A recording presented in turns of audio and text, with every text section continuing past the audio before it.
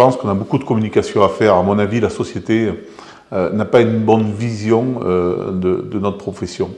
Et à notre charge, la problématique, c'est un manque de communication. Justement, il faut qu'on communique sur notre métier, parce qu'on a le savoir-faire, mais on ne le fait pas savoir. Et je pense que c'est là notre plus gros problème, justement, communiquer. Communiquer sur notre métier, sur nos méthodes, sur nos process de production, qui en fait répondent largement à ce que demanderait la société, mais faut-il encore le faire savoir? Bien sûr, on prend en compte les attentes sociétales. C'est d'ailleurs pourquoi aussi on a choisi cet atelier, en l'occurrence de vente de volailles fermières uniquement aux particuliers, parce qu'en fait, pourquoi les gens viennent chez nous pour acheter de la volaille prête à cuire, c'est justement qu'ils peuvent avoir un échange direct avec le producteur. Ils visitent nos ateliers de production, comment sont produits nos animaux, c'est-à-dire élevés en plein air, avec des céréales produites sur l'exploitation. Et voilà, c'est cette traçabilité qu'a besoin le consommateur.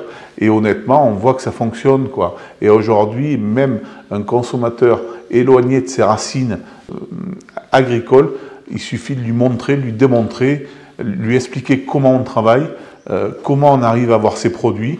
Et le fait qu'il achète ces produits, qu'il les goûte, eh bien en fait, c'est pour ça qu'il revient, tout simplement, quoi. Voilà. L'exercice est assez facile. En fait, on n'a pas besoin de limiter les nuisances. Si on prend l'exemple de notre GAEC, en fait, aujourd'hui, on a une production laitière qui est basée sur l'herbe, qui est basée aussi sur la culture du maïs pour équilibrer la ration, mais du maïs qui n'est pas irrigué. Sur les volailles, c'est des volailles qui sont élevées en plein air avec des céréales, donc produites sur l'exploitation. On limite au maximum les produits phytosanitaires, quels qu'ils soient. Donc on est vraiment dans une agriculture durable. Pour preuve d'ailleurs, on est une démarche HVE, on est aussi le GAEC dans une démarche bas carbone. Depuis peu, on a aussi mis en place un petit peu d'apiculture pour justement favoriser cette biodiversité.